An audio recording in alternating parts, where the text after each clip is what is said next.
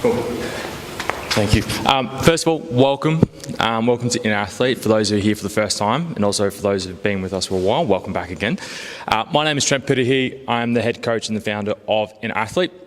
And we've got Matt and Dave today to present on the nutrition needs of youth athletes. The reason why we're doing this, we find there's more competitive kids than ever before, but there's a lack of information or information relative to youth athletes these days. The supplement market's huge. We've been bombarded with a lot of, whether it's protein powders, supplements, foods, diet styles or anything like that. What we want to do is strip it back to basics, give you, the parents, the tools and information and some of the systems that we've used personally with a lot of the young athletes in order to create some sort of behavioural change when it comes to food as well, and really trying to take off the labels that society tends to put on it as well. All right, I'm going to hand it over. Last thing, if you need to use the bathroom, go for it, and then we'll have it intermission in about 45 minutes in as well. Cool. Hi guys, I'm Dave. Thanks for coming down. Thanks for coming to attend our seminar for nutritional needs. We really hope you get something away from today. But to come straight off the bat, the first thing I want to preface is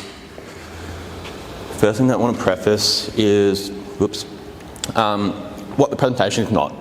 So we're looking at what we can gain, but we want to make sure that we're clearing the lines around what the presentation is not. So we're not telling you what style of eating you should be doing. We're not prescribing you certain foods or certain diets. We're not giving you a diet plan. And we definitely don't want to tell you what a good food is or a bad food is. There is no good food or bad foods. It's all in context. And we're not telling you to follow the food pyramid. The food pyramid is a framework to follow through, and we'll touch on a bit more about the food pyramid. So, about us and why you should take our advice. So a bit about us, a bit about myself is we both got degrees in exercise science, so we just graduated last year from Deakin University. We both are studying certificates in nutrition and health at the moment, just about done. I'm an accredited exercise scientist, Matt's a registered PT. I'm an FFK, a former fat kid. And I'm an FSK, a former skinny kid. So you can see down the bottom below, that was me in year 7, and that was me about year 9. So I was very overweight when I was a kid because I just ate a lot. I had no idea what I was doing. And then once I had a general grasp of what I was doing, I lost a lot of weight. And now, look, I'm here now. So I've learned a lot of lessons anecdotally during my time, and I've been able to complement what I've learned over the last during my teenage years and my childhood, during nutrition and things like that. So it's definitely something I'm passionate about, and I want to teach you and your kids about as well. I'll pass on to Matt now. Yep, easy. So my name's Matt. Like Dave said, Bachelor in Exercise Science, Certificate in Nutrition and Health, and lifelong amateur athlete. I don't have any embarrassing photos of me, unfortunately, but tried a multitude of sports and had to juggle and figure out the nutrition side of things myself. So had a lot of hurdles to overcome and that side of things. So hopefully we can help you navigate your way through things today, get a clear understanding of where to go from here. So we'll get started with everything. Yeah. Thank you. All right, clip this bad boy on.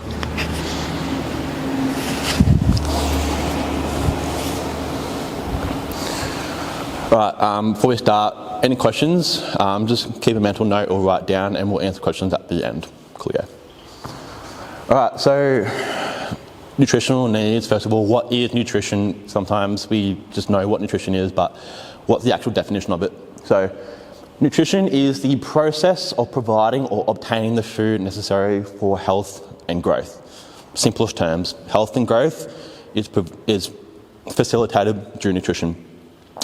An alternative definition we can have is nutrition is the process of taking food in and using it for growth, metabolism and repair. So nutrition comes down to basically 3 things: growth, metabolism and repair. So what is growth, metabolism and repair? Growth underpins growth of muscle, gaining muscle mass, growing ligaments, bones, skin, nails, organs, cells, and developing neural pathways. Metabolism basically is it's all the chemical reactions that happen in the body. So digestion, your cells developing energy to move, things like that. That underpins metabolism and repair. So immune system, infections, superficial wounds, stress, and bruising. So when we get a cut, your body works in a way to repair that cut, but the things it gets from food helps to repair that cut, or bruising, things like that. So in Australia at the moment, we base our nutritional advice or guidelines based off the Australian Dietary Guidelines. So I'm sure all of us would have heard the Australian Dietary Guidelines before. So Australian Dietary Guidelines provides Australians a simple, comprehensive guideline for understanding the nutritional requirements of all age groups and genders to achieve good health, so just optimal health, and to reduce the risk of any lifestyle diseases or chronic diseases that might come from poor nutrition, things like that. So it kind of just covers all the bases that you might need from an abnormal diet, if you like. So how was the Australian Dietary Guideline created? So the National Health and Medical Research Council, big word, first released the Australian Dietary Guidelines in 1982, and it was based off research from scientific evidence and scientific literature, things like that, and they basically summed it all down into just a comprehensive way to eat nutrition and to pick the right foods to achieve good health, things like that. And it's been since revised twice in 2003 and 2013. So we've got the most current version at the moment. So now we know how it was created, but who was it created for? It was mainly created for everyone of all ages and backgrounds to cover all bases, but it does not cover people who have chronic diseases like diabetes or things like that, and to some extent, the elderly as well, and to some extent, athletes. I think athletes don't come under that group of just all age groups and backgrounds, because athletes have different nutritional needs to the normal person, okay? So we're looking at, like, for athletes, we have high protein needs, high carb needs, different fluid needs, electrolytes, and potentially supplements. So while the Australian Dietary Guideline is a great guideline to remember and to utilise, there are limitations. Like anything, there are limitations. So it does bias towards a low-fat diet. So I think there's been a stigma around fat lately, like fat is bad. Fat is not bad at all. It's actually quite valuable in the dietary system. So fats are not bad. General rule of thumb is unsaturated is helpful. Things like saturated and trans fat are not as helpful, and they're slightly harmful. So, but everything in moderation. If we can look at the overall food quality of our fat intake, if it's good, great. If it's processed, needs a bit of improvement. And we're looking at the total fat contribution of the diet. If you're eating all fat and we're neglecting protein and carbs, things like that, we might run into a bit of a roadblock there as well. And the limitations of the Australian Dietary Guidelines as well, it doesn't really give specific nutritional needs for athletes. Like I said before, it's mainly just an overarching guideline for people of all ages and backgrounds, not athletes. So again, like I said before, high protein and carbohydrate requirements for those who are highly active and growing. And the Australian Dietary Guidelines notes this as additional energy allowance. So it doesn't really specify what that is, so that's what we're going into today. The other framework we have in Australia is the food pyramid. So I'm sure you would have seen the food pyramid, you would have learnt about it in school and things like that. It's kind of a visual demonstration of what we should be basing our diet off. So we have a base, and then we have our base and we build on top of that, and we have a general overall diet. So the pyramid is based off recommendations for people aged 19 to 50 years old, not teenagers or athletes. So this is the Australian version, and we're going to talk about the limitations and why it can be confusing. So we have the Australian version here, so check the bottom out. We have fruit, and then we have the American version. So already we're kind of confused about what's the right way to go about it. So we have carbs, fruits and vegetables, whereas the old one, or the Australian one, is vegetables. So we're already kind of confused about where we'd go. So limitation there. Like I said before, it kind of stigmatises fats. Fats are great. I wouldn't really put them in the small little bracket here. And limiting salt and added sugar. To some extent, yes, but for athletes, we definitely want sugars and salts, especially around performance and performance requirements. But like the Australian Dietary Guidelines, a really good starting point if you don't know how to set a diet up. Okay, guidelines, not prescriptions. Just a guideline, not a prescription.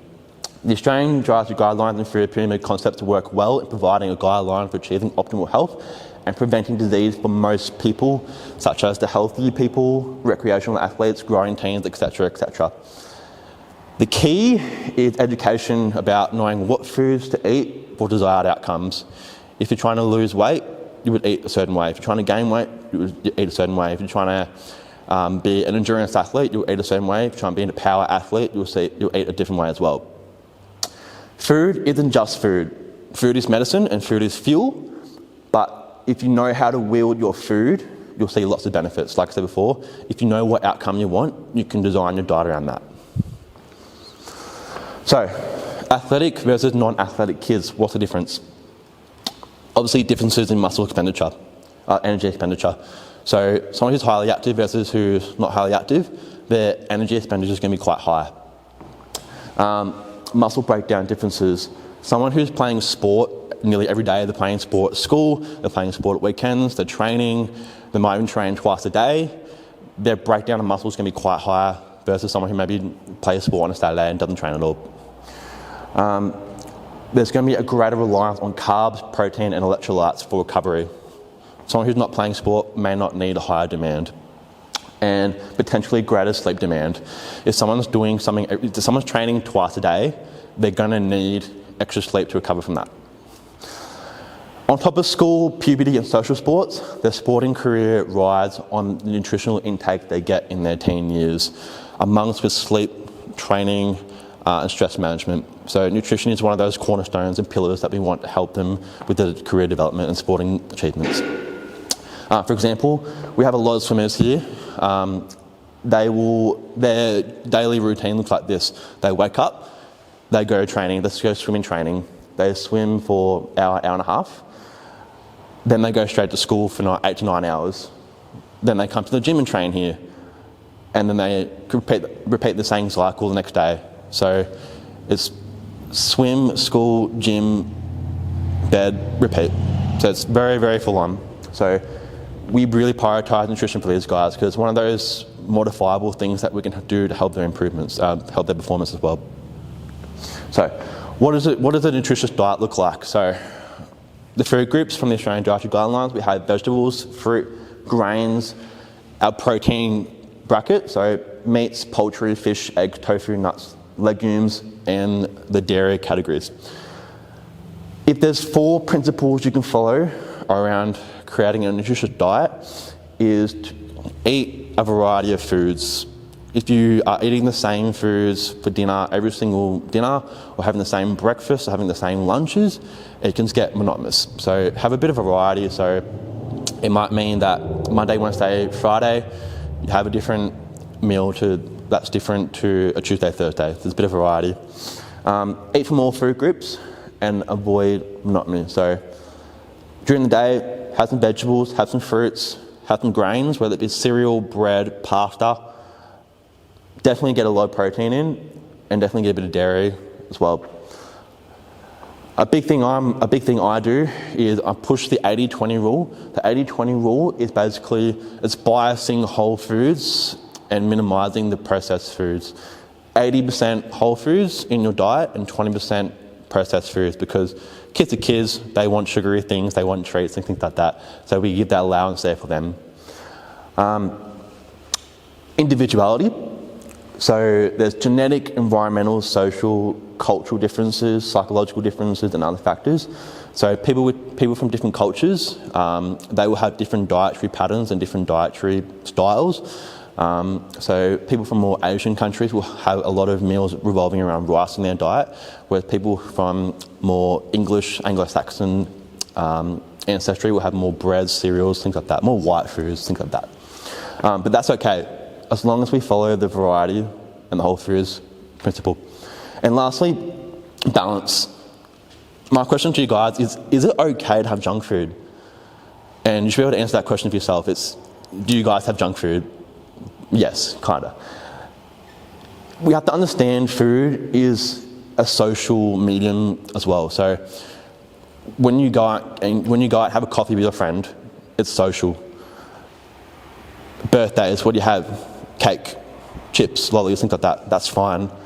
And for sometimes when kids want to have a tough day at school or they're highly stressed out, they want to have food as an emotional means of like comfort food, basically, and that's fine.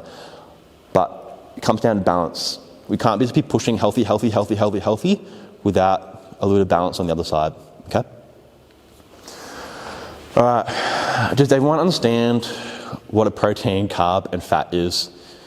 So everyone know what a carb is? So carbs basically underpin fruits, breads, vegetables to some extent, as well as like potatoes, things like that. Protein, meats, dairy, tofu, things like that, and fat. So oils, seeds, some dairy as well. So now I'm just going to quickly go through the macronutrients and their role. So when we're looking at an athlete's diet, we need to be looking at what percentage of their food comes from macronutrients, okay? So carbohydrates, protein, and fats. For athletes who are highly active, we want to have a lot of carbs because carbs are going to be their main fuel source they're burning through. I won't go through this, but this is important to know that fat has nearly double the calories compared to carbs or protein. This is why we don't want a diet that's full of fat. We want to have a bit of fat in there, but not all fat. Okay. Carbs, they mainly to provide energy for activity and metabolism through glucose, and it's the brain preferred fuel source. Protein, it's for growth and maintenance of our body, production of enzymes for digestion and metabolic processes. Protein is important for hormones, insulin and human growth hormones, especially during teenage years. Immunities, so developing antibodies for when you're sick, and nutrient transportation, so lipoproteins and hemoglobin is important for oxygen transportation around the body. And for fats, quickly go through it, it's a storage form of energy through our adipose tissue, our fat tissue. Production of red and white blood cells is really important. Essential fatty acids for your immunity and vision. Hormone production, so especially during teenage years, if you have a low-fat diet, you're probably hindering your hormone availability or efficiency. So really important for estrogen, progesterone, and testosterone, and also really important for vitamin D or vitamin transport. So there are some vitamins that can only be transported through the body through fat. So without the fat, we can't really transport those vitamins. And lastly, we can't really put fibre in as a macronutrient, but fibre is a really complex carb that also has really important benefits around the body, especially around digestion. So moving on to the next one. And here's when we come up to Matt.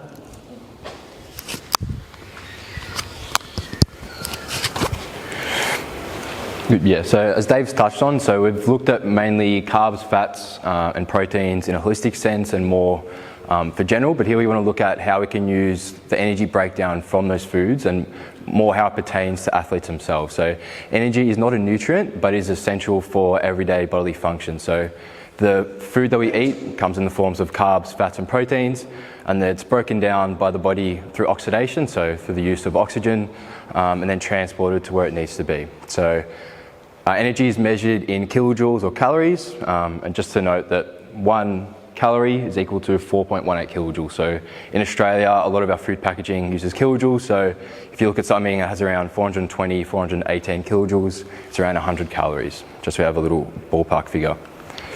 So the role of energy in sports performance is well recognised and requires determining the exact energy and nutrient requirements of the individual to maintain optimal performance. So each sport has its own requirements. Sports that are on land, sports in the water have different requirements. Sports that are more power-based, sports that are more endurance-based have different energy requirements. So energy balance is crucial, as too much energy consumed, which is what compared to what is needed, is going to result in weight gain. So if we're eating too much food and we're not burning that energy off, that's where we see that weight gain coming in through adipose tissue. And then on the contrary, if we're eating too little energy or insufficient carbs and proteins, that's when our body starts to break down the muscle that we have in order to create the energy. So obviously we don't want the muscle wasting because we're going to lose that power and that speed that we've been developing in the gym. Stresses increase. Mental stresses will influence energy demands just as much as physical stresses are. So if you look at the different types of stresses that would influence your children's energy demands, we've got sport training, strength training here in the gym, we've got sport or competition on the weekends, we've got, like we said, there's school life, social life, relationships, and busy school periods. So if your child is going through a tough time in their life, they're just broken up with their girlfriend, they're going through exams, they've got assessments, they've got presentations to worry about, they're going to be coming into the gym, coming into sport training, already stressed and sort of having that foggy brain. It's going to influence their performance just as much as coming in, having done a hard session in the morning or going through a tough physical period. So we have to account for mental stresses just as much as physical stresses when looking at food and nutrition around performance. So here, when we're looking at energy expenditure and looking at it specifically to an individual, we're looking at the breakdown of what energy expenditure actually is. So there's three main purposes that the body uses energy for. The first is basal metabolism, physical activity, and the thermic effect of food. So basal metabolism equates to around 65%, physical activity 25%, and the thermic effect of food around 10% of our energy needs. So what are they? So the basal metabolic rate, or BMR, it's the amount of energy your body requires to survive and the minimum level of energy expenditure to cover your energy costs. So if you were to lay in a coma, if you were to lay in bed and do nothing all day and not move, it's the minimum amount of calories, energy your body would need to keep your heart beating, digestive system going, your breathing going, just keeping you alive. So the minimum amount of calories you need. And there's many factors that influence your BMR, which include your weight, your height, your nutrition, hormones, age. So someone a bit younger is going to have a higher BMR compared to someone older. Their lifestyle, so if they're more physically active, they're going to burn a lot more calories. The period of growth, so adolescence in their growing years, are going to require a bit more energy. Body composition and gender. So females are going to have a bit lower BMR compared to males, typically because males have a bit higher muscle mass compared to females. And then physical activity. So physical activity is the energy expended through muscular work, including exercise, fidgeting, muscular tension, and shivering. So the more intense and the longer duration exercise goes for, the more we're going to need energy to maintain the muscular contraction. So the longer we do exercise, you're going to experience fatigue and your muscles aren't going to be contracting as hard as they once were at the beginning. So exercising in different environments plays a role in the amount of energy we're expending as well. So obviously exercising in heat, we're sweating a lot more, our body's having to work a lot harder to be able to maintain the energy and the respiratory rate, but also for swimmers especially. So swimmers having to control their body temperature a lot more than a field or land athlete. So they have to manage the water temperature, the outside air temperature, as well as their internal temperature, and the body has to work overtime to be able to manage those three different conditions. So not only do they have to manage the physical activity, but their body's working overtime to juggle all those three changing conditions. So that has to be equated into the amount of energy that they're getting. And then lastly, the thermic effect of food. So whenever we eat food, our body has to break it down to be able to get the energy out of the fats, carbs, and proteins that we've consumed, and that all takes energy to be able to store throughout the body. And important to note that protein has a higher thermic effect of food compared to carbs or fats. And this is because it takes more time and more energy to be broken down to then be stored within the muscles. So that's why when we eat protein, we feel a lot fuller than if we were to eat carbs and fats. So because it takes a bit more time to break that food down. So our body is able to process that food a bit more and leaves us feeling fuller and not having to eat as much food. Now, during low intensity exercise, fats are a primary fuel source, and as intensity increases, there's a shift towards carbohydrates. So right now we're all using fats as our primary fuel source. We're able to use the oxygen that we're getting in to break down fats and use that as a primary fuel. But if you were to jump up and decide to run out of here for whatever reason, you're going to be using carbohydrates because we don't need the oxygen to break that down. So additionally, as exercise duration increases with intensity remaining the same, so if you're doing a marathon race, the amount of fat metabolism increases due to carbohydrate stores depleting. So if we were to run a marathon race at the same pace, eventually we're going to run out of carbs because we haven't eaten anything, so our stores are just going to be depleted.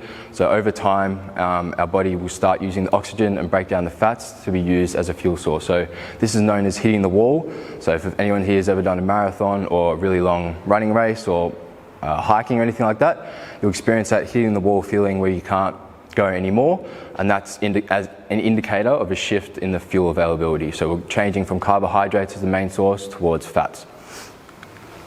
So here's just a little table just illustrating the different intensities and the different fuel sources we're using. So just to start, so ATP here. So ATP is the smallest molecule that the smallest breakdown of a molecule that we create energy from. So our muscles need a breakdown ATP in order to create muscular contractions, and without that we won't be able to move our muscles and contract. So when intensity is extreme and less than 30 seconds, our ATP PC system is a preferred source of fuel, and it does not require oxygen to be broken down. So an example of this would be a 100-meter sprint or a shot put, discus, javelin, any of these really explosive high intensity movements. We'll be using this energy system. When intensity is very high, still in the 30 seconds to 3-minute range, our ATP comes from carbohydrates. However, it's still anaerobic in nature, so we're not using oxygen to break it down. And this is in the 400-meter sprint or a 100-meter swim. So it's important to note in these two categories here, when oxygen is not used to break down our fuel source, this is where we get a lot of waste build-up and byproduct from creating energy. So you might know if you do a 400-meter sprint or a really fast run, you get heavy legs, you get the lactic acid build-up in your legs. This is because we don't have the oxygen and we're not using the water and the oxygen to filter out all the waste. Whereas when intensity is high and duration 3 to 20 minutes, ATP is still from carbohydrates, except we're using oxygen to break that down. So it's better, more efficient in flushing out the waste byproduct. So example there, short cycling race, longer swing race, and about a 5-kilometer run. And then a low to moderate intensity going more than 20 minutes, so more in that marathon, long hiking. This is when we're going to use ATP from fat, and we're using oxygen to break that down. So now we're just going to look at the macronutrients and how they relate to optimal performance. So as stated, carbohydrates are the preferred source for exercising muscles. Athletes need to constantly replenish their carbohydrate stores in order to reach optimal physical performance. So traditionally, carbohydrates have been split up into two categories. So we've got the simple carbohydrates and the complex carbohydrates. So simple has been like our high sugar diet. So we've got like juices, cordials, fruit itself, and then we've got the more complex carbs, so potatoes, grains, whole grains, pasta, stuff like that. However, the introduction of the glycemic index scale, or the GI scale, places things more on a continuum, so places things in a more realistic standpoint. So when we're looking at performance, we want to eat food sort of on a spectrum, so favouring foods on the lower end of the GI scale, further away from competition, because these foods take longer to be broken down, like our potatoes and pasta.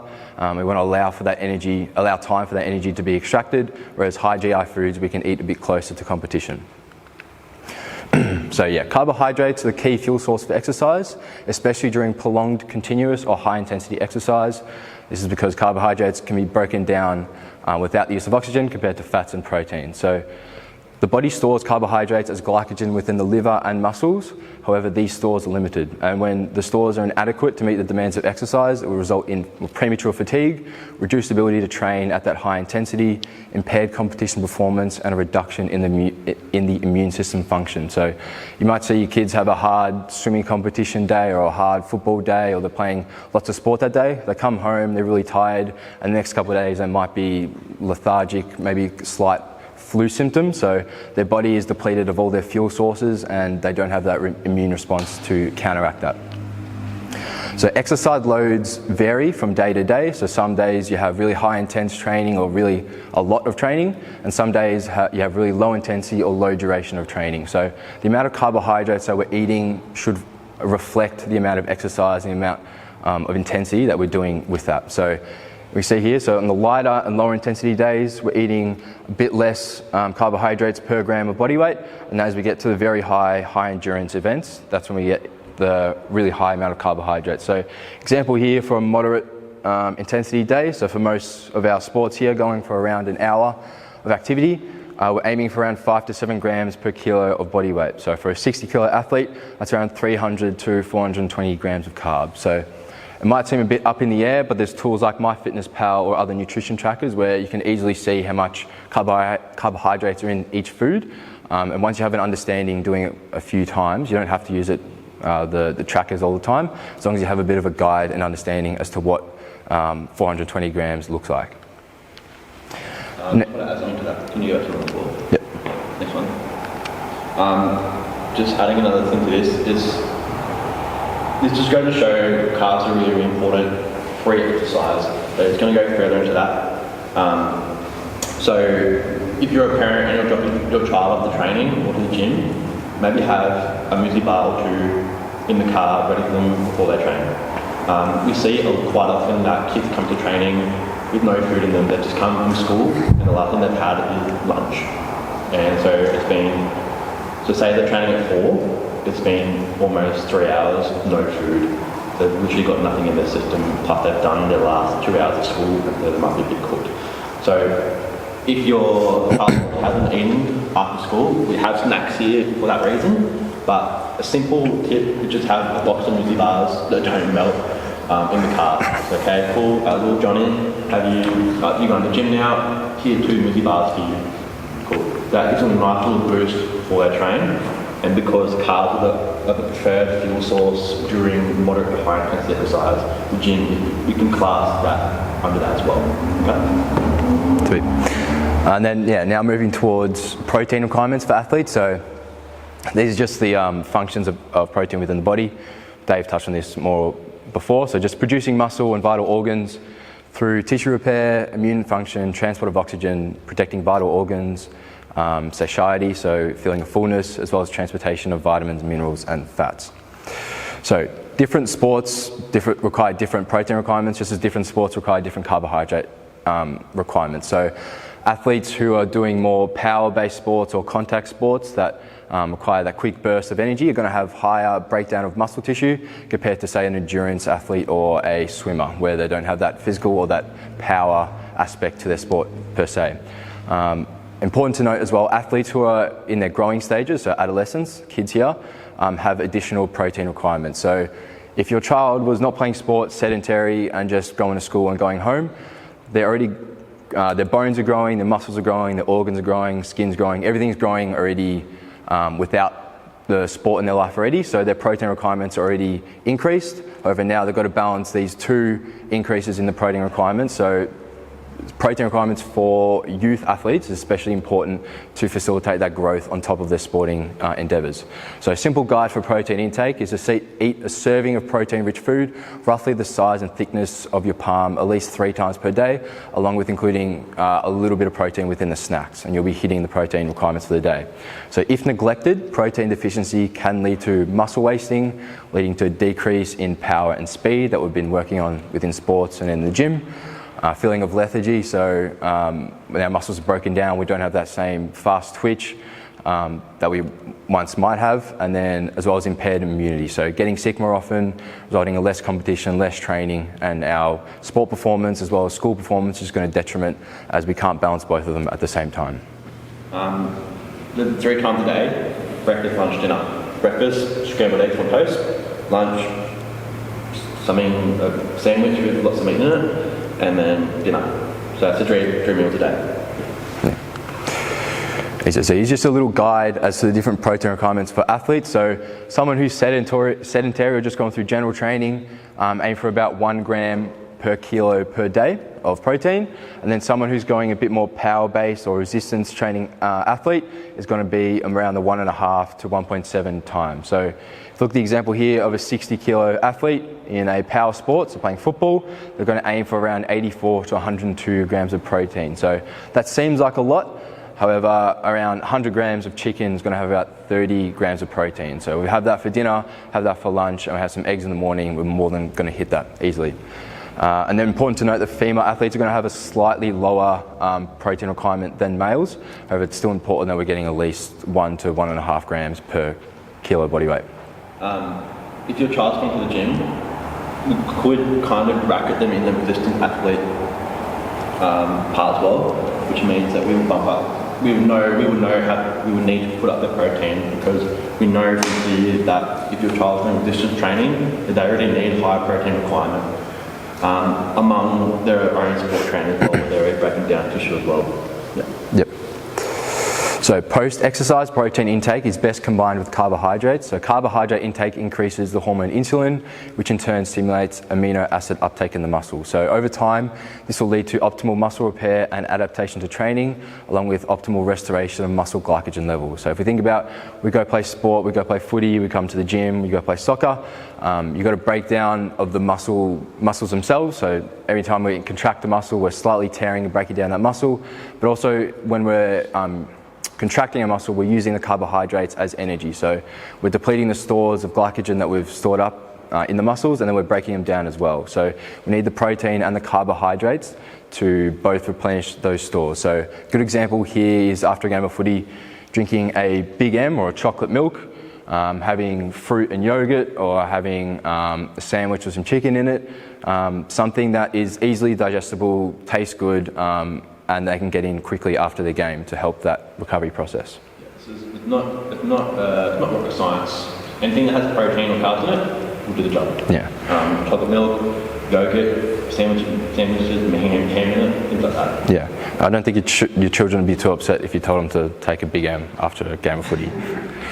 And here's just a rough guide of some typical food choices. So we've got our meats at the top. So lean beef, lamb, pork, chicken and seafood.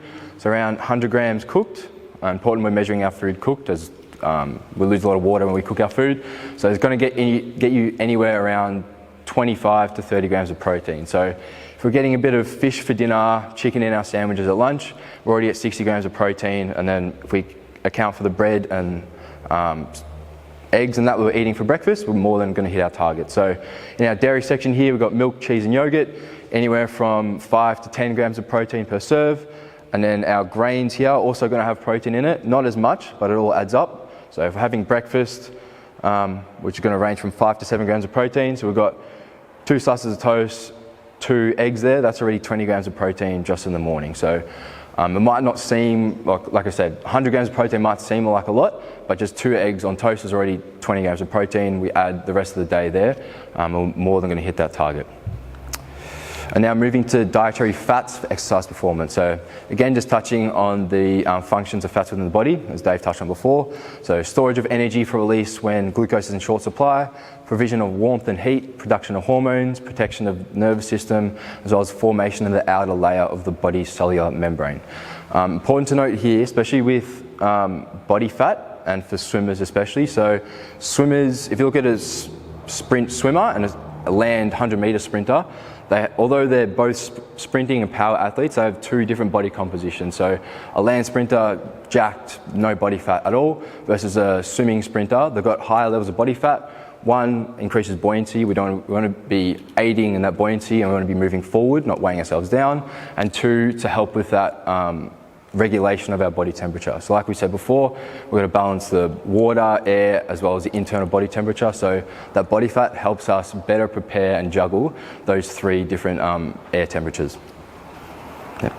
So fats provide more than twice the energy from food compared to carbohydrates. Like we saw before, 1 gram of fat has 9 calories versus 4 from carbs and protein. So, however, fats require oxygen to be broken down, unlike carbs and proteins, so this is why they're more utilised in the longer distance and lower intensity events. We can train our body to be more efficient in oxidizing fats for energy, so anything in the 50 to 60% of our max heart rate. So if you're going for a walk or if you're going for an easy run and you're able to talk to the person you're going for a run with, you know you're operating in that fat burning zone and using fat as an oxidation. So if anyone here is more in the endurance side of things, the more often we're training in that fat oxidization zone, we're going to get faster and faster, operating at that lower intensity over time, and then when we get to race day, we can operate at a higher intensity and be more efficient in burning fat as that fuel. So types of dietary fat, as touched on by Dave, we'll just go through again quickly. So we've got saturated fats and trans fats, which are known as our bad fats. Again, we don't want to eliminate them from our diet, we just want to reduce the amount that we're having. So these are butter, fats from meat, dairy products. So large intakes can contribute to high cholesterol along with a number of other chronic health conditions. And then we look at our good fats, so our monounsaturated and our polyunsaturated fats. So these are our dense or our high density cholesterol. So when we're looking at a blood vessel, the saturated and trans fats are lighter, so they stick to the walls, whereas our more dense fats come through and they sort of knock all that saturated fat out of the blood vessels. We're helping to reduce that the inflammation, as well as improving our cholesterol. So again here, just ways to limit the amount of saturated fat in our diet. So choosing lean cuts of meat, fish, vegetable-based sources, using avocado instead of butter, and extra virgin olive oil as a first choice, and then trying to reduce, again, not eliminate the amount of butter, creamy spreads and sauces, as well as cakes and pastries. So if you look at the butter down there, if you're using that much butter on one slice of toast, probably not a good idea. Rather just use 1 or 2 knife scrapes over your butter, that should be fine. We're just trying to limit or reduce the amount of saturated fats that we're getting in our diet. And then next, looking at essential fatty acids. So essential fatty acids are fats that the body is unable to synthesize, and so we must take in through our diet. So essential fatty acids are vital to a number of body functions, including immune response, vision, growth, and development. So the 2 main sources, one is linoleic acid, so omega-6, which is found in our safflower, sunflower, soybean, and canola oil, and then alpha-linolenic acid in form of omega-3, so fish oil, flaxseed oil, soybean, and walnuts. So it's important to note that it's only required to take about 5% of our total daily energy needs. So including some olive oil in your cooking, putting some walnuts, taking fish oil supplements throughout the week, and just eating fish once or twice a week, you're more than going to hit that the omega-3 and omega-6 needs. So yeah, just to touch on here before we have a quick intermission here, we're just looking at some alternative choices to reduce our saturated fat. So we still want to be having pizza, like we said. We still want to have food and enjoy our food, but instead of choosing a Domino's pizza, choose a more gourmet style pizza. We're going to use higher quality ingredients, less processed foods. Looking at cakes and chocolate bars, so instead of having a Mars bar, Snickers, Twix, whatever your choice is, choosing a more protein bar, you're still going to have that chocolate effect, but you're getting more protein in, so you're going to feel a lot fuller for the same amount of calories. If you're feeling like snacking and having something salty, we've got potato chips, choosing air pop popcorn, which has pretty much no calories in there, or healthy nut mixes. So again, we're going to hit the fat targets with the omega-6, as well as still having a bit of salt over the nuts as well. So still getting that salty, the desire to have salt, but without the potato chips. Again, choosing leaner cuts over fatty meats, baked and steamed meals over fried and frozen meals, and then choosing Greek yogurt instead of cream cheese. We're going to increase our protein, as yogurt's going to have a lot more protein than cream cheese, as well as decreasing the amount of saturated fat that we're getting in our meals. So yeah, that's all us for now. We're going to have a quick intermission, go to the toilet, have a drink, have something to eat if you've got anything, and we'll get back in about 5 or so minutes. Sweet.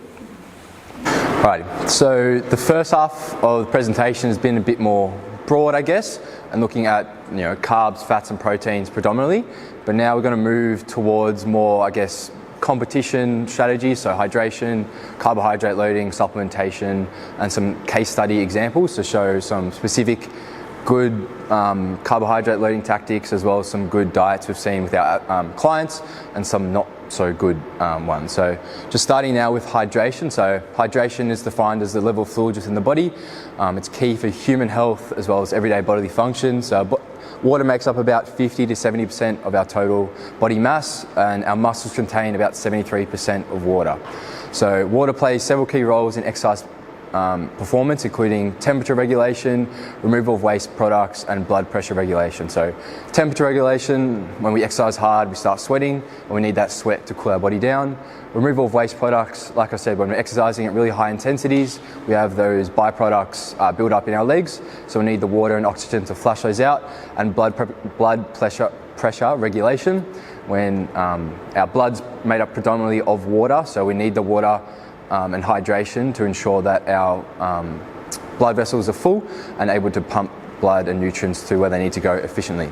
So when dehydration occurs, it can severely impair exercise performance.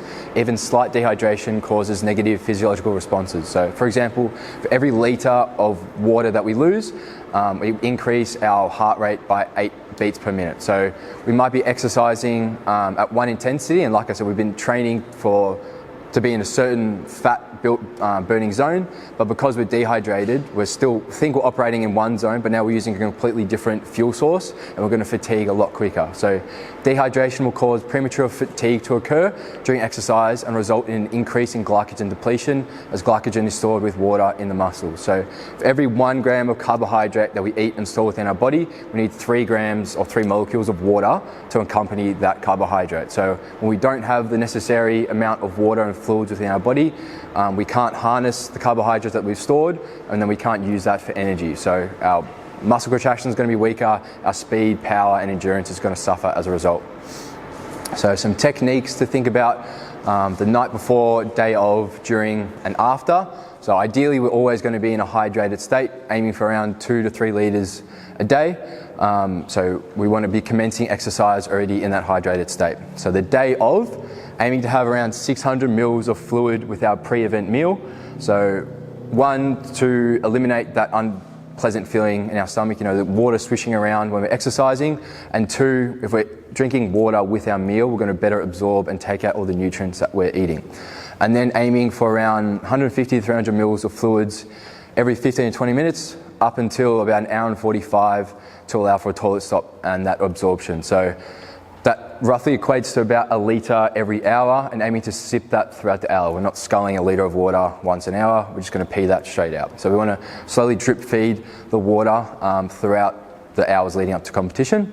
And then during your event, so if you're swimming after races, making sure we're getting water in. If we're playing a team sport, whenever the trainer or runner comes around with water, make sure you have a little sip. Not telling you to swig the water and down the whole bottle, just having little sips throughout the game, and then trying to get a bit more in during quarter time, half time, 3/4 time is when you can really get that water intake back up. And then after competition, aiming to have about 150% of the water or the fluid lost within the next 2 to 4 hours. So if you weigh yourself before competition and after, and you've lost about 1 litre or 1 kilo of body mass, aiming to have about 1.5 litres within the next 2-3 hours after, so just to get the recovery process up and going. So next here, we've just got some unsuitable and suitable fluid choices for hydration. So the first 4 here, so we've got cola, tea, coffee, and guarana. All these 4 have caffeine in them, and caffeine acts as diuretic, so going to make us want to go to the toilet more often and just counteract everything we're trying to do in terms of hydration. Now, caffeine is useful for exercise performance, so it's going to increase our alertness, decrease feelings of fatigue, and aid in our sport performance, but making sure we're preferencing them a lot closer to our exercise, having them 1 hour, 2 hours before when we're already well hydrated, it's not going to have that negative effect. But if we're trying to hydrate with coffee and cola, then we're just going to detriment ourselves. Obviously, alcohol, not a good option. Shouldn't be having alcohol anyway as adolescents. Drinking chocolate, milk. I don't know if you've ever tried to run a race or play footy after having a milkshake. Not a pleasant experience, so don't try to hydrate with milk. And then carbonated and diet drinks. Carbonated drinks are going to make you feel really bloated, make you feel uncomfortable. So if we're trying to drink litres of soda water, even though it's pretty much water just with carbonation, you're not going to be able to drink enough of it. And then going to suitable choices, obviously water, nice and simple.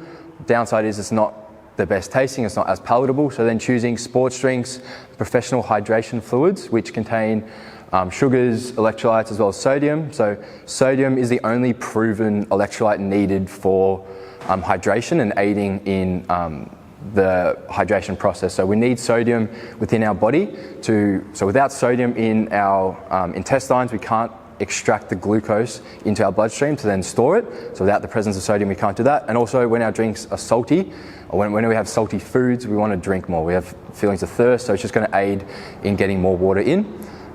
So yeah, professional hydration fluids, that can be Hydrolyte, Voost, Lucozade powder, any of those sort of powders that you can buy. They're a bit cheaper than sports drinks themselves. And then juices, cordials, and herbal teas. Again, they're just a bit more palatable, a bit better tasting.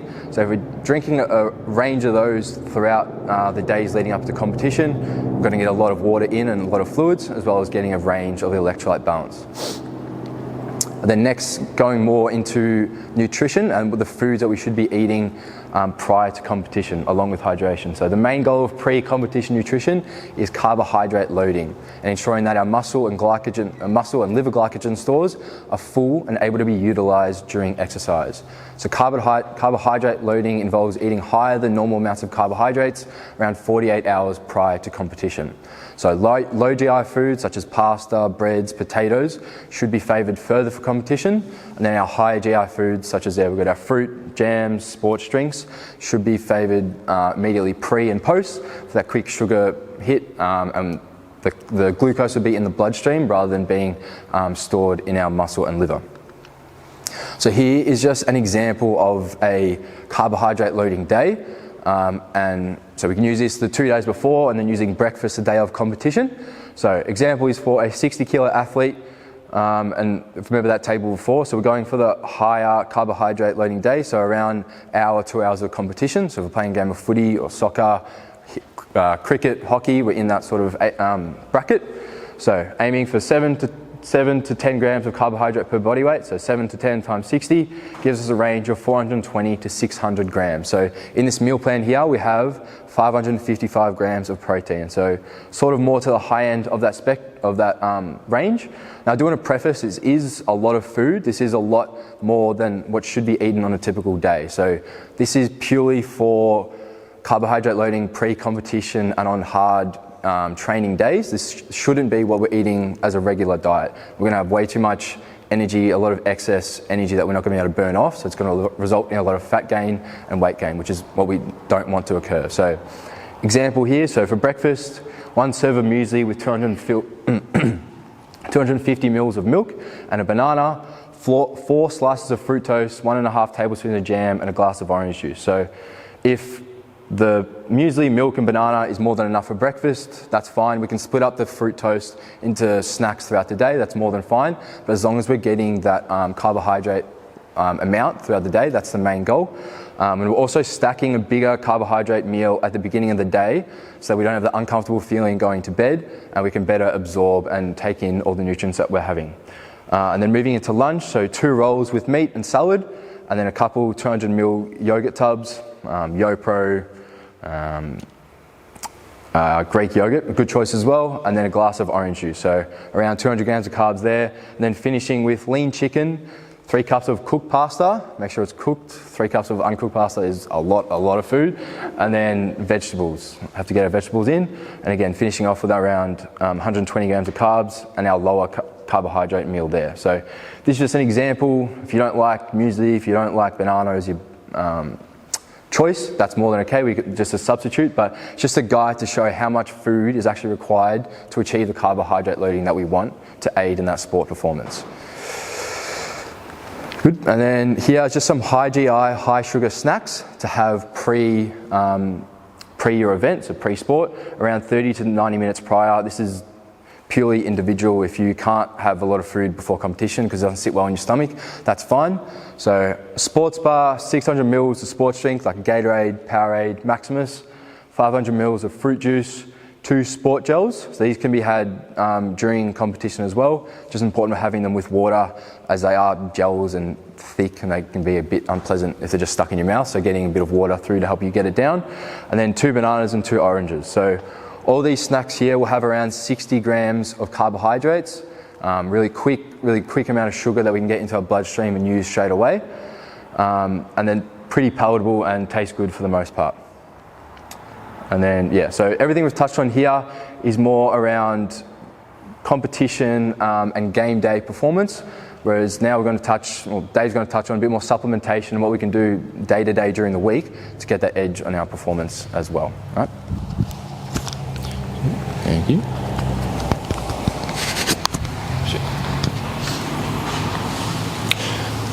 Put this on first. So yeah, just an extra 2 cents on this is it's pre-event, so we can split quarters, half-time into events. So you would have seen if your child plays soccer, footy, whatever, you would have seen parents handing out oranges at half-time. Same sort of reason. You would have seen professional AFL during halftime when in the sheds. They're probably sucking on one of these or having a Powerade. So just having small sips throughout the game or at half time is a really good way to keep your carbs up during events or pre-events, things like that. Okay. All right, so supplements, it's quite a contentious topic. If your child's on social media or things like that, or if you're on social media, it's quite likely that they'll be influenced by some sort of influencer or marketer or things like that around supplementation. And in today's sort of society is that we're always looking for that quick fix to get that cutting edge above our opponent, things like that, to improve our performance in any way possible, to be that 1% better. If you haven't already subscribed to our In Athlete podcast, we're actually doing a podcast on this soon. So Trent and I are talking about this, so the podcast is going to be a great resource if you want to know more about this in a deeper, more detailed sense. So some of the proven supplements that are known to work and have been proven through scientific literature are protein, creatine, caffeine, citrulline malate, and beetroot powder. So these are just some of the supplements that we actually promote in the gym where needed. If someone doesn't need it, we won't push it. So, like the name says, it's a supplement. If your diet is already achieving it, you don't need it, okay? I know it's shiny and it looks cool and, you know, all professionals are having it, but it's a supplement. If you're already achieving a good overall diet with enough protein and carbs to suit your child's needs, you don't really need it. But this is just talking about it because I think it's still useful. So protein we can put under its own sort of food category with protein. So protein's great if you don't have a lot of time or you're not eating a lot of protein and you need that quick fix to protein to bump up the protein targets or achieve your targets for the day. Creatine, Matt just quickly touched on the ATP CP system. So the CP stands for creatine phosphate. So without getting too sciencey, when our body does explosive contractions, we use creatine phosphate, or we use ATP, and creatine phosphate is involved in that cycle. When we run out of our natural creatine phosphate stores, we then start to use carbohydrates. Having creatine basically boosts it. So if you've watched Fast and Furious, you know how the cars have the nitrous oxide in the back and they press the button and it goes fast. Creatine's kind of like that. It just boosts on top of what we have already. Caffeine, if your child's 11 or 12, I probably wouldn't be giving them caffeine, but if they're 16, 17, 18, things like that, it may be okay to let them try caffeine if they want to try it. So you're getting cognitive benefits, reduced reaction times, so they're actually getting faster reaction times, and just better alertness in general, so it may actually improve their performance. Citrulline malate and beetroot powder, these are good for post-event recovery or post-gym recovery because what they do is actually they help with nutrient delivery. Citrulline malate is actually found in watermelons, so watermelons, great food to have on a summer day because high carbs, citrulline malate, great for nutrient delivery. All right, so we've got creatine over here. We actually have whey protein over here and creatine over here. If you guys would like to have a look at it and any questions about it, we're more than happy to answer it for you. All right, so what to avoid? So some of the things that we tell our athletes and parents to avoid is BCAAs. BCAAs are basically just hyper-digested protein that doesn't need to be digested. Your body already does that for you. You don't need to have BCAAs. Pre-workout. So this good rule of thumb is anything that says massive or destruction or savage grow or things like that, it's just all marketing. You don't need it. You want simple labeling that just gets to the point. Ladies or men's blends, it's not really needed, especially for a youth athlete. Maybe for people later on down in life, but it's not really needed for your child at this point. Fat burners, you don't really need fat burners at all. We can burn fat through other ways. It's merely just a bunch of ingredients to increase your core body temperature and it's a bunch of caffeine as well. Test boosters, if your child is 15, 16, 17, they're already at max testosterone. They don't need more testosterone. Fat burning creams, strange sounding herbs with no scientific backing. So if you're in doubt, just ask someone in a reputable position, like us, like Matt, like Trent, like Zoe, and we will give you the advice that you need around supplementation, because we've all gone through it. I've gone through nearly every single supplement known to man. I know what works, and I know what's going to help the athlete and what's not going to help the athlete. Definitely don't listen to someone who's trying to sell your product. So we will never try to sell your product. We'll help educate you and advise you around the right choices. Okay. An underspoken yet important topic to talk about: vitamins and minerals for optimal performance. Vitamins and minerals underpin things like macronutrients and things like that. You'll get them in your diet. Just eating a whole diet just means you're going to tick all these boxes. So don't worry too much about this. For females, iron deficiency is quite prevalent. So if you are finding that you're iron deficient and you're getting fatigued and things like that, you may be iron deficient. Having things like a Zoost or a Boost, things like that, is a really easy way to get some iron supplementation in if you need it. Supplement, not a food group. Calcium is actually really important for muscle contraction, so getting it through your milk and your leafy greens is really important as well. And B complex vitamins, so the mitochondria is basically the cellular organism that produces ATP. B complex vitamins help the mitochondria produce ATP. Also, another thing on this, if your child isn't eating a full rounded diet, getting a multivitamin might help. Things like Barocca, things like that, they can help improve reaching those minerals and vitamins throughout the day if needed. So Barocca, things like that, still supplement. Just quickly to touch on a key thing to look out for if your child is iron deficient or lacking any of these things. So if they're sleeping a lot and still saying that they feel tired and lethargic, if they're struggling in the gym, like they don't have the same power, the same speed, and if they are underperforming in their game. So if they might have been excelling a lot in their younger years and then now, especially young females, they're going into their mid-teens, adolescent years, all of a sudden their performance drops, they don't have the same speed, endurance, anything like that. It might be good to have a look at their diet and maybe get checked by a GP, someone more than I do, see if they're iron deficient, or start looking at increasing the amount of red meat they have in their diets, or looking at some fruits or Barocca. Yeah, and it's not just females that can be iron deficient, boys can be iron deficient too. We have one of our athletes who ended up being iron deficient and didn't even know it. So it's important to check out as well. Also, another plug for you, Zoe. We've got a podcast about the menstrual cycle coming out soon. So if you're a parent of a girl, it might be important to listen to, especially around these formative years where they're an athlete, things like that. Okay. Fat loss. So it's not really a part of the nutrition topic, but I think it's still important to talk about, is especially in sports that bias a certain shape or a certain size or a certain weight category, is that people might feel like they need to be pressured to put on weight or to lose weight. So if people are trying to lose weight, the main thing you want to think about is the calorie deficit, not the fat burners, not the special drinks that make you lose weight. It just comes down to eating less than what your body requires. So basically, if you're eating less than what your body burns, basically you're in a negative energy balance. You'll be losing weight from that. You'll be using your stored body fat tissue as fuel. We look at common diet trends such as keto, intermittent fasting, the juice diet, paleo, Mediterranean, you can name so many more.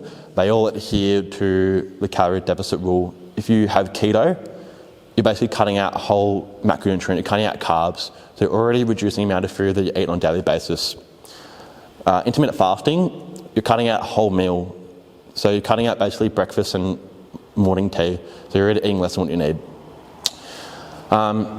Another important topic to talk about, especially that it's more and more prevalent that kids and teenagers are experiencing disordered eating, and it's important to take note as a parent, especially the coach or a parent. Where do you step in as a parent, and what is the next step if your child has disordered eating, even if it's the smallest level, especially coaches or parents? If you are seeing things like alterations in weight, obsessions around body image, disruption or hyperregulation of eating patterns, obsession around nutritional values. If they're always like, oh, how many calories does this have? Oh, there's too many high calories, I can't have that. That's a red flag.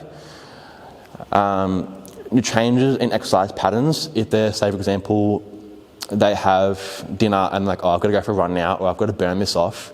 You shouldn't need to feel like you're burning off food. It should be nourishing, it should be fuel. You shouldn't have to burn it off straight away. And changes in mood, especially around dinner time, lunchtime, things like that. If they're angry about eating, that's a red flag. And use of laxatives, diuretics, or diet pills. First thing you want to do as well is seek GP and further support.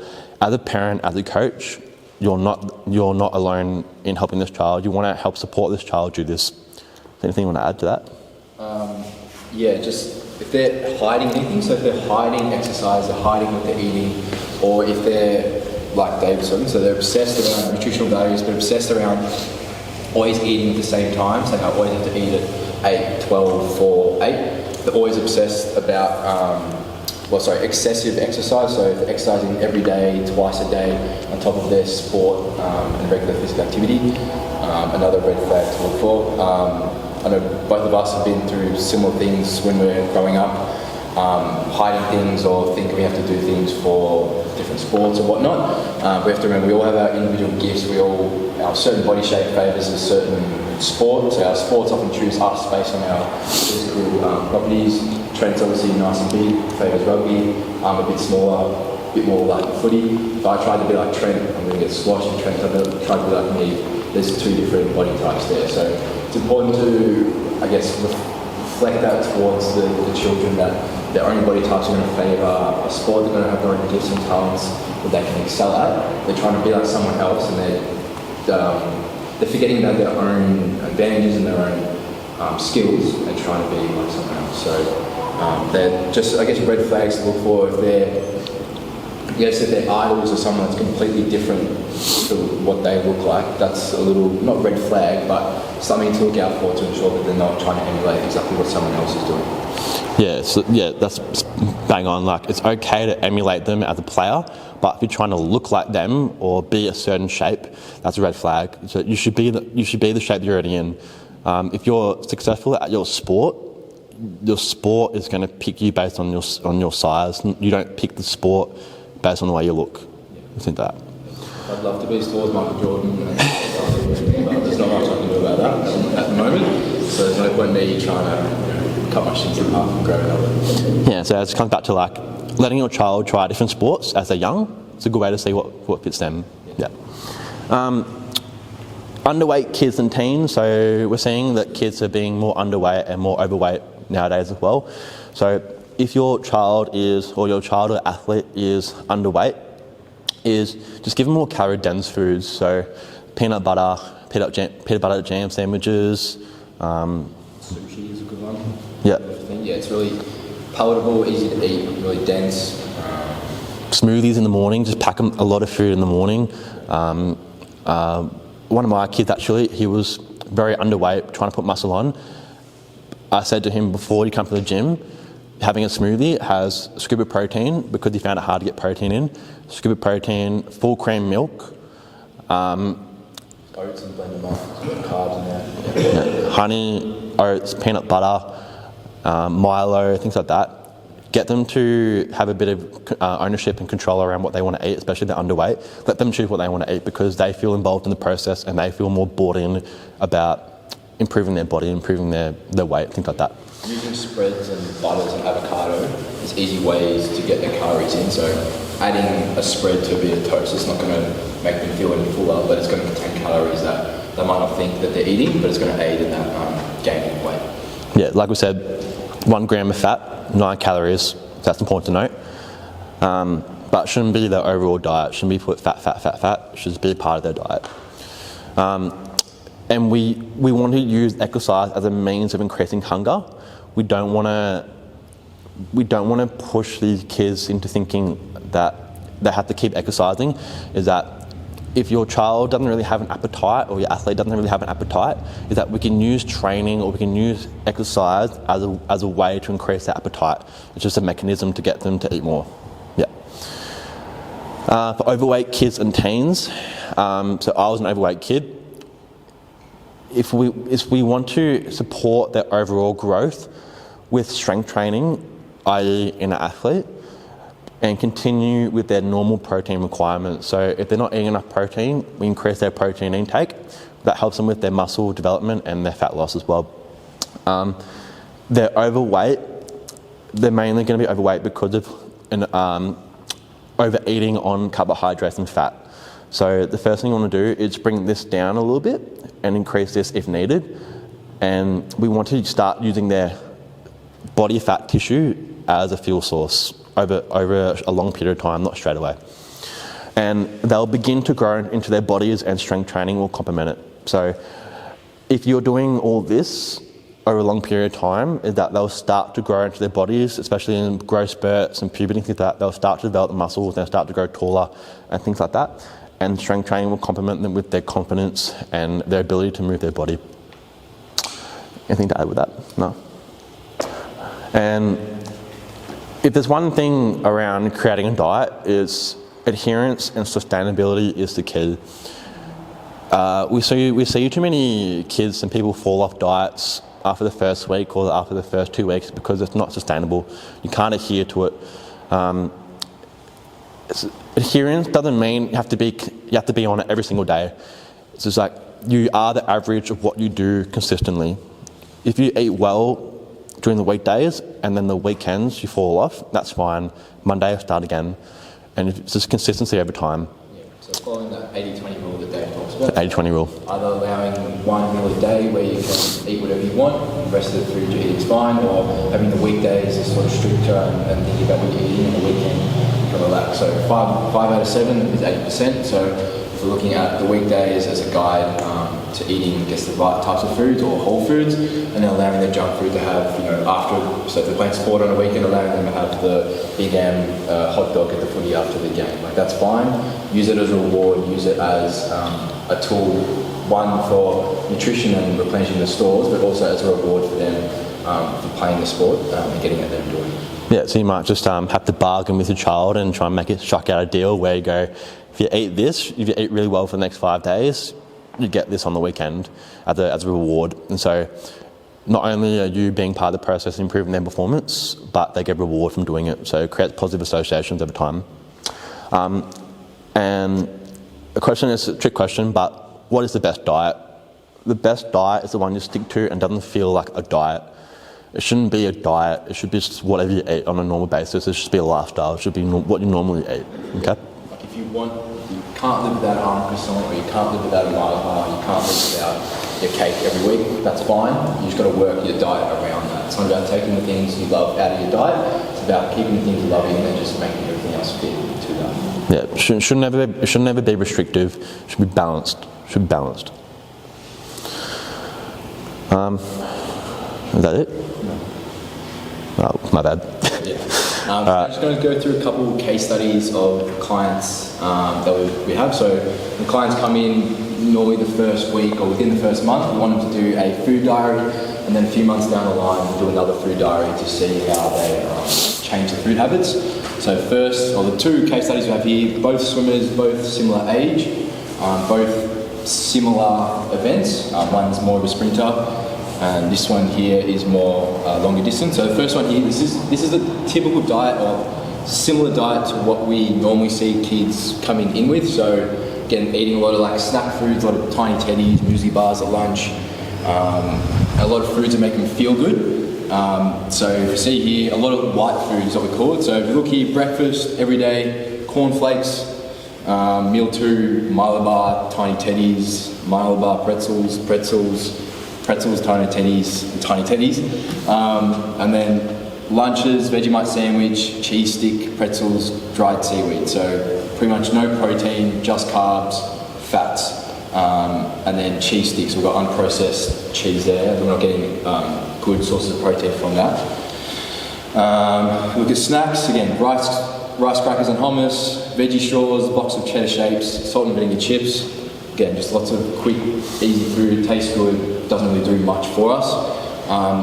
And then we got spaghetti and meatballs, was good, okay, slow cooked something, and pasta. And yeah, so a lot of like good feeling food, chicken tenders, pizzas, chicken nuggets, tacos, lollies, chocolate. Like we said, it's all good. If we finish the day, we're going to have chocolate, some biscuits, Tim Tams before bed. That's more than okay. But we want to have a variety of whole foods throughout the day. And we see that even on the weekend, Saturday, we had 2 meals. One was bagels and raisin toast, and the other chicken nuggets and chips. So this is a swimmer that's swimming 8 times a week, strength training 3 times a week, going to school, going to school for 6 hours a day. So waking up at 5 most days, going to school for 6 hours.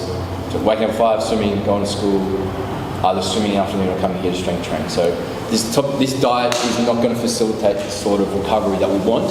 And we know this individual suffers from lethargy or comes into the gym a lot of times feeling tired, worn out. Takes a while for her to warm up in the mornings and stuff like that. So we're getting a bit more nutritious diet, a bit more whole foods throughout the day. We might see a bit of improvement in performance here. So from memory, I think this athlete had a meet on the Sunday. And they're known to be quite snacky on meet days, so they have small amounts. So I think they just woke up and had bread and toast for breakfast, because I think they feel they're quite nervous, or they're just quite snacky. So they'll have small amounts of food throughout the day on that meet day. So Race meet day. Yeah. So if we look at the Saturday, we can already tell that it's not quite great for preparing for the Sunday. So if we compare the amount of food that we showed in our example of carbohydrate loading day, so they're racing on a Sunday, so on Saturday they've had 2 meals, bagels and raisin toast, a bit of carbohydrates, chicken nuggets and chips with veggies, barely any carbohydrates there. So they're going into race day well underprepared for their event. So as a sprinter, like we said, using carbohydrates as our main fuel source, and we've completely underprepared our body for the event. So In terms of how we could fix this one up or improve it, look into having more protein at breakfast. So cornflakes isn't necessarily it's not a bad thing. It's great for carbohydrates, it's fine. But what can we do to improve more protein in that?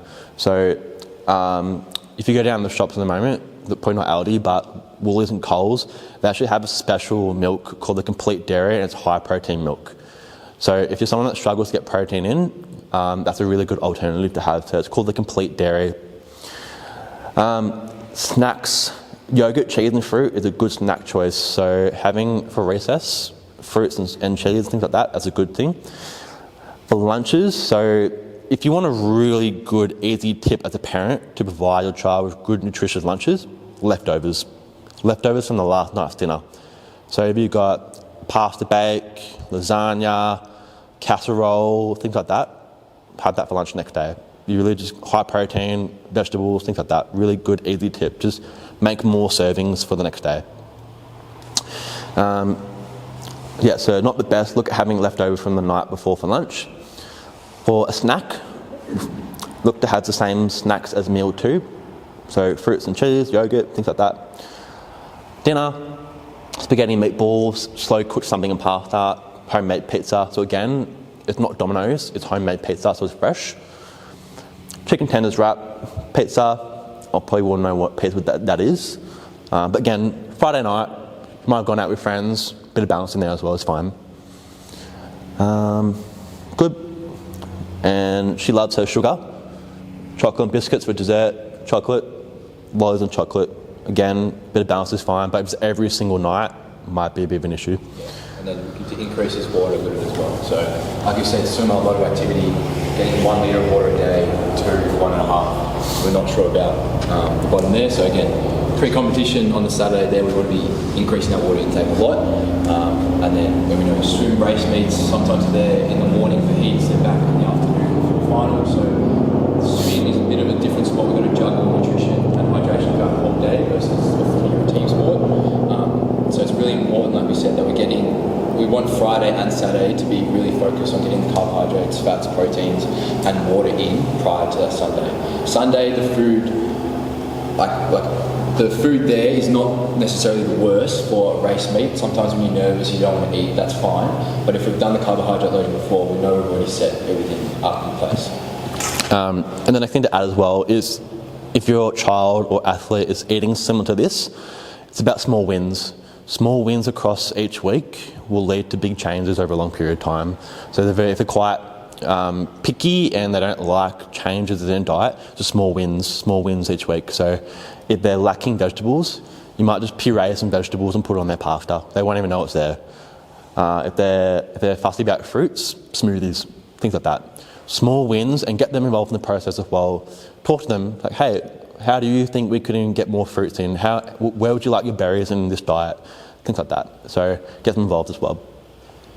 Our other swimming athlete. So have a quick look at what they've got, and then we'll sort of dissect it a little bit. Yeah, breakfast in the morning prior to swimming, so eat having something before swimming. So got Milo bar before swimming, good quick acting carbohydrates, and then post we've got protein powder with 300 mils of high protein milk. So it's about almost 40 grams of protein right there with the protein shake.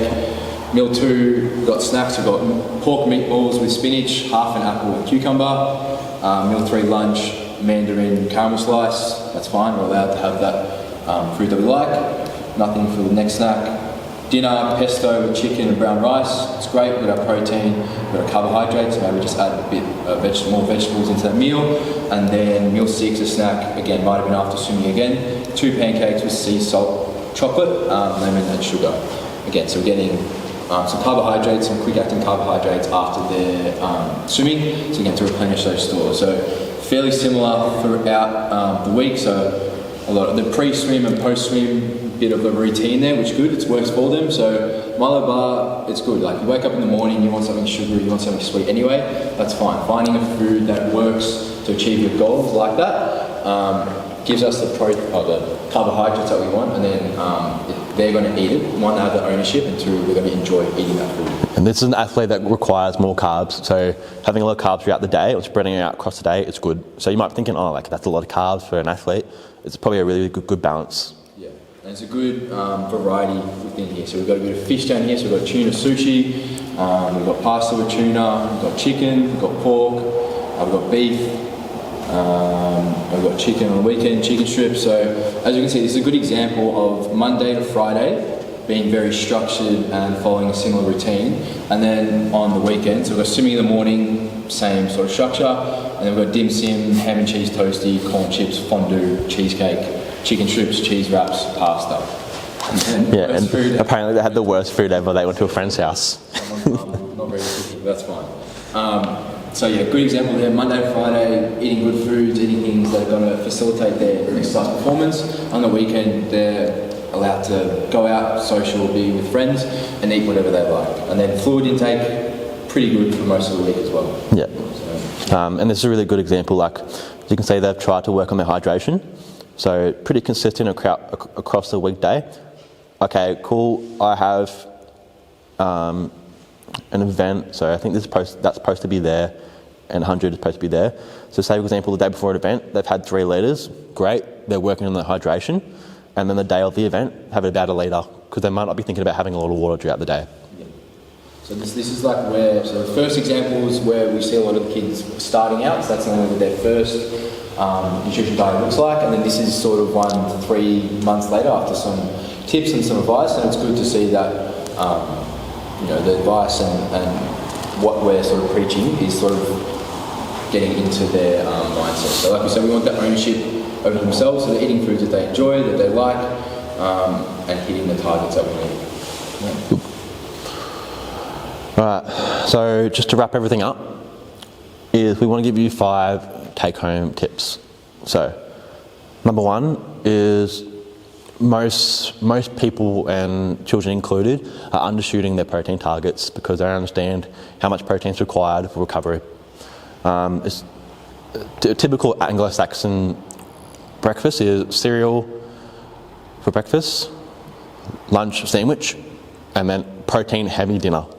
So you're missing out on 2 occasions where you're not getting the protein in. Having something like an eggs on toast or yogurt with muesli, is that you get a high protein meal quite right there. If you're having leftovers for lunch, high protein. Dinner, again, a high protein meal, things like that. So increase your child's protein to meet the demands of your child's lifestyle and growth. So growth includes if they're going to the gym and they're putting on muscle mass as well. We've said it multiple times, it's the 80-20 rule. The whole versus processed debate, or its principle, is you're always going to be the average of what you are. If you're eating well throughout the week, is that your performance and your physiology and how you're feeling is going to reflect that. If you're eating junk throughout the week, you're just going to feel a bit trash.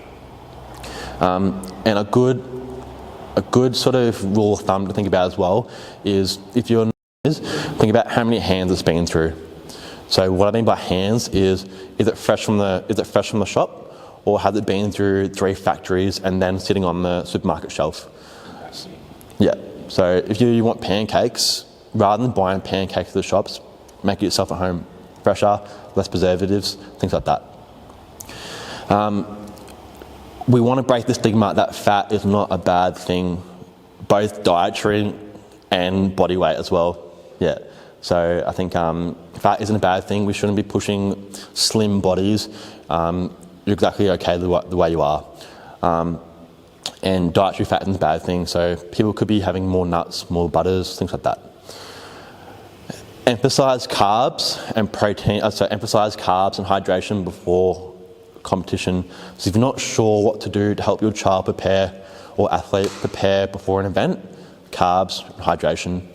They don't really need a lot of protein before events. It's not going to really help them on the day, but sufficient carbohydrate loading and hydration will be the thing that helps them, and sleep. Yeah, and like we said, on game days, a lot of nerves, a lot of butterflies might not want to eat, so it's important that we're doing it before the competition and the days before, and then on the mornings, it's okay if they're eating something that's easy to eat, easy to be digested, and having a bit of fun. So the food that we're eating immediately before competition isn't going to have a massive effect on our sort of carbohydrate loading and the fuel that we're going to be using.